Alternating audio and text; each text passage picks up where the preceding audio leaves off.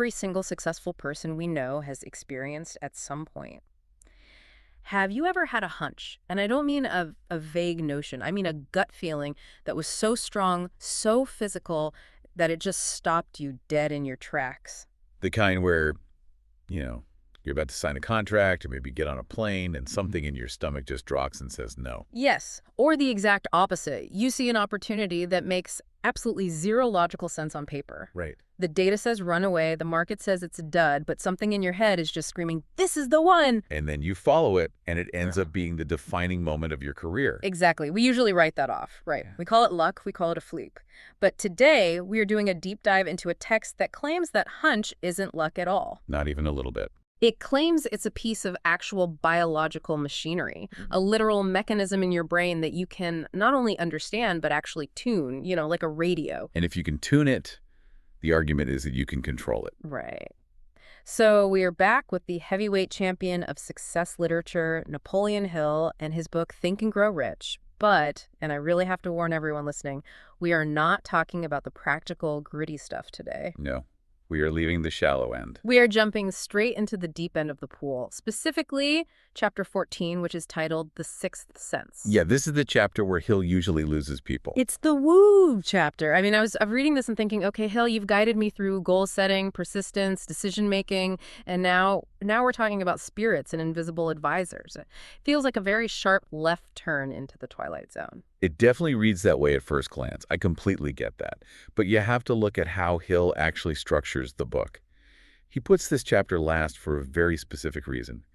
He calls it the apex of his philosophy, the 13th principle. The 13th principle. So it's not just some weird add-on at the back of the book. No, it's the capstone. His entire argument is that you cannot just skip to chapter 14. You can't just wake up and decide, I want to be psychic today. Right. The sixth sense is what happens automatically when you've completely mastered the other 12 principles. Things like desire, faith, autosuggestion. It's the graduation point, not the starting line. Okay, so our mission for this deep dive is to really demystify this. We need to figure out what Hill actually thinks this sixth sense is, functionally speaking. We also need to look at the science he tries to use to back it up, which is fascinating in itself. Yeah, we will definitely get to that. And then we are going to break down the specific and honestly kind of bizarre mental exercise he used to build it. The invisible counselors. Yeah. That is hands down my favorite part of the book. It's wild. But let's start with the definition. When Hill says sixth sense, he isn't talking about seeing dead people, right? Or is he? Not exactly, no. He's very specific with his terms. Yeah. He defines the sixth sense as the portion of the subconscious mind, which he refers to as creative imagination. Creative imagination. Yes. He describes it as the receiving set of the brain. Think of it this way. Your brain is constantly broadcasting thoughts, but it also has the capacity to receive. Okay. The sixth sense is the antenna and the tuner that allows ideas, plans, and flashes of insight to just drop into your mind from outside your own conscious thinking. And he claims this receiving set connects you to something bigger. Infinite intelligence. That's his term for the collective storehouse of all knowledge.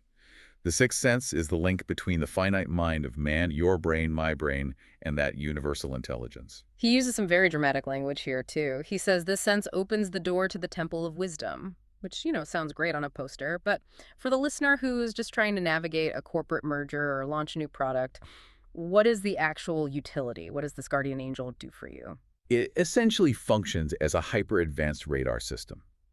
And it does two very practical things.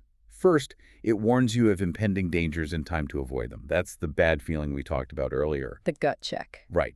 But secondly, and maybe more importantly for an entrepreneur, it notifies you of opportunities in time to embrace them. It signals you when the timing is perfect, often way before the data actually confirms it. But here's the catch, and Hill is really adamant about this. You can't just flip a switch and turn this on. No, not at all. He compares it to explaining color to a person who has been blind since birth. If you haven't done the work on the previous steps, if you haven't disciplined your mind, overcome your fears, clarified your desires, the sixth sense simply won't work. Or worse, it will just give you static. So you really have to earn the antenna. You have to build the antenna from scratch. Okay, so let's say someone listening has done the work, they've been grinding, they've got the discipline dialed in.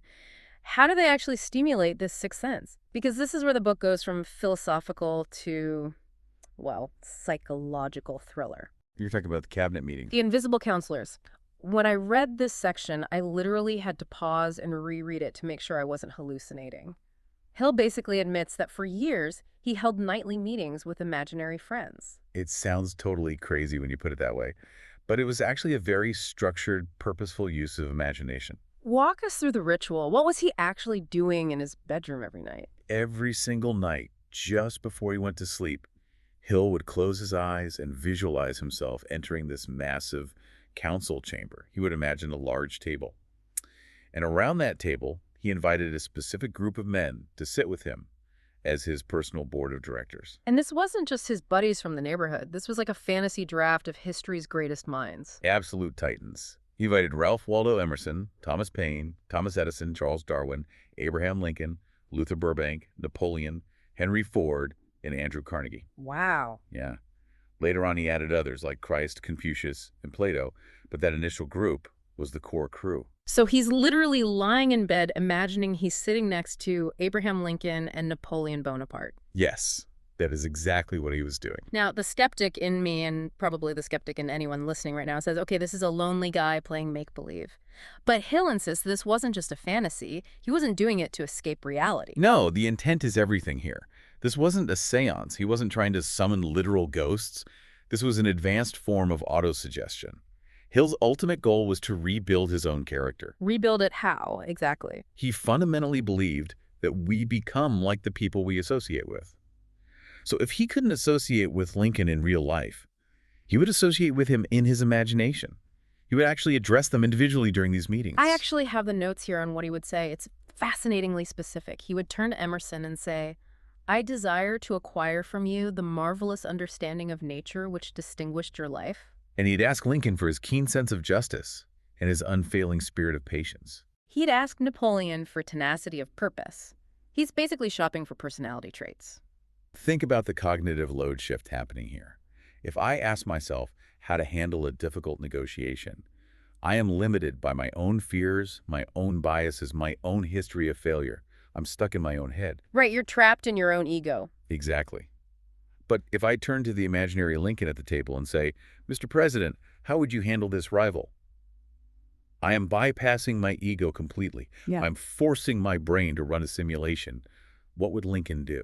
That is brilliant. That simple shift allows you to access wisdom that you actually already possess but can't normally reach because your own insecurities are blocking the door. So it's a psychological sandbox. You're role-playing traits you haven't earned yet until they become natural to you. That's it. You're wearing the mask until the mask becomes your face.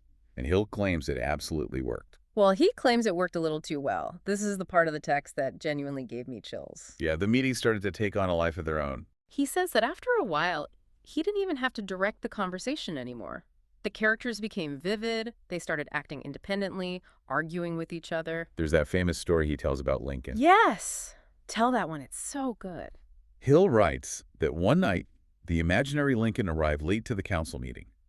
He walked heavily to his seat, didn't look at anyone, and then raised a glass to toast a friend who has returned to the fold. Just totally unprompted. Totally unprompted. And Hill was so shaken by how real it felt, how autonomous this hallucination had become, that he actually stopped the meetings entirely for several months. He was genuinely afraid he was losing his grip on reality.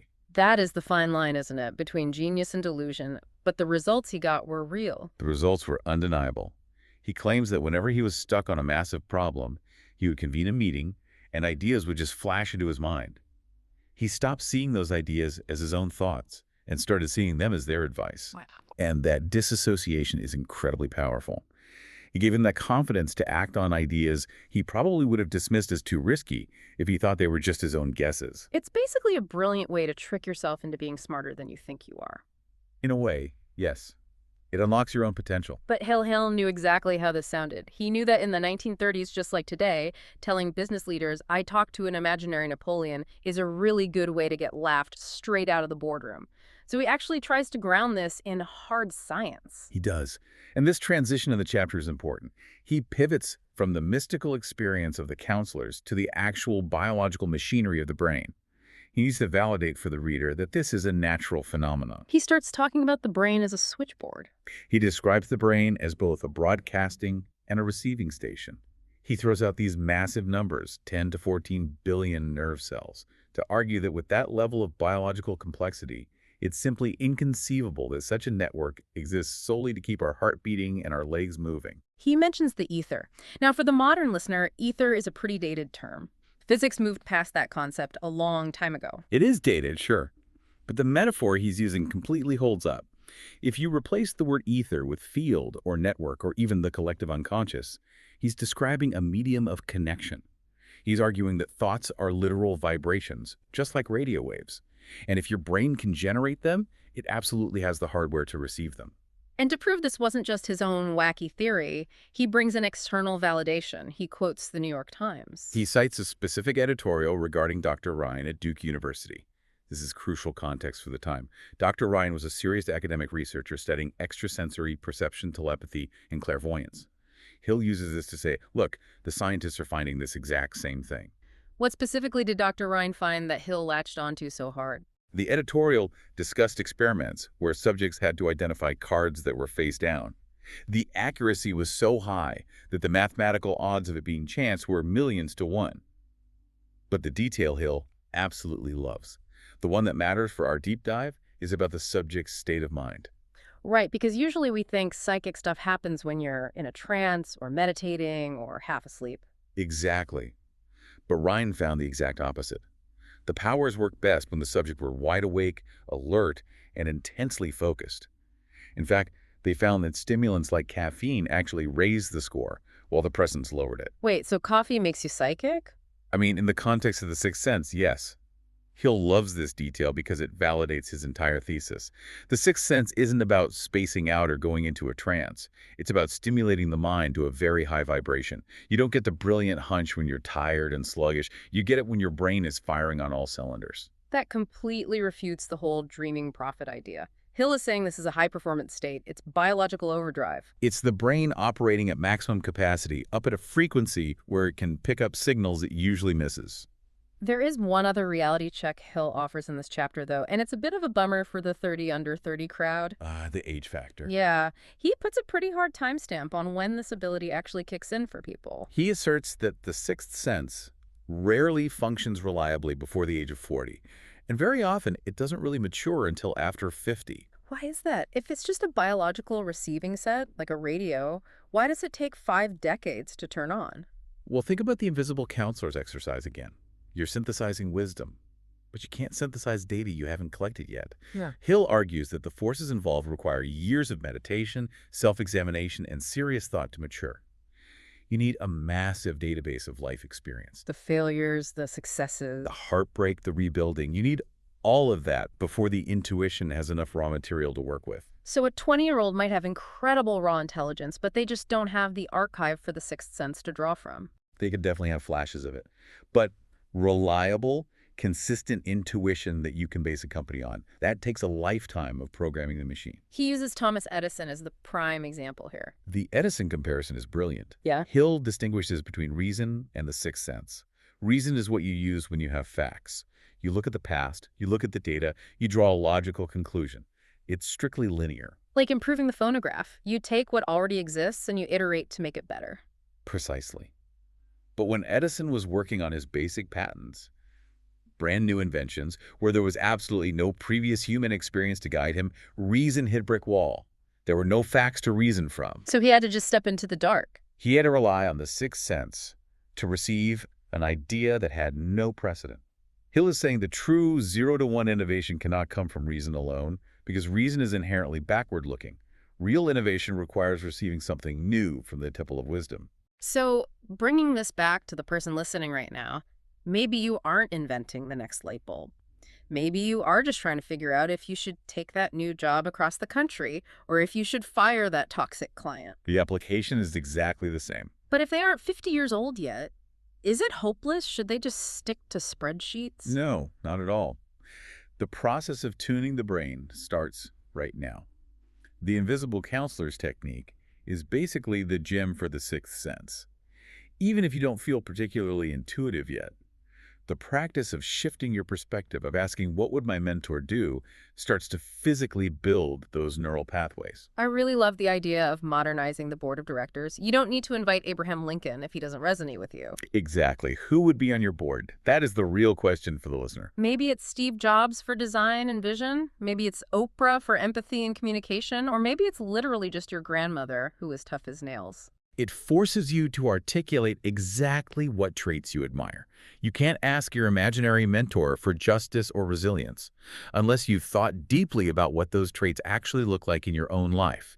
It clarifies your own values. And it completely separates the noise from the signal. It really does. Hill ends this chapter largely by admitting the paradox of the whole thing. He says, and I'm paraphrasing a bit, I still regard my cabinet meetings as being purely imaginary. He admits it's fiction. Then he immediately follows it up by saying they led him to glorious paths of adventure and real knowledge he couldn't access any other way. That is the crux of it right there. And it brings up a really provocative thought to leave you, the listener, with today. We spend so much of our professional lives obsessed with facts versus fiction. We want the data, we want the empirical proof. We always want the spreadsheet. But here is a man who arguably influenced more wealthy and successful people than anyone else in the 20th century. And he is telling us that his greatest asset was a series of imaginary conversations in his own head. It really begs the question, if your imagination can produce tangible, real-world assets, if a completely irrational hunch leads to $1 million breakthrough, does it actually matter if the source of that idea is real or imagined? Maybe the rigid distinction we make between a fact and a feeling is a lot less important than we think. If the result in a real world is real, the method is valid. Perhaps the imagination is just the blueprint for reality. That is definitely something to mull over tonight. Maybe try starting your own board meeting before you go to sleep. See who shows up. Thank you for diving in with us today. Always a pleasure.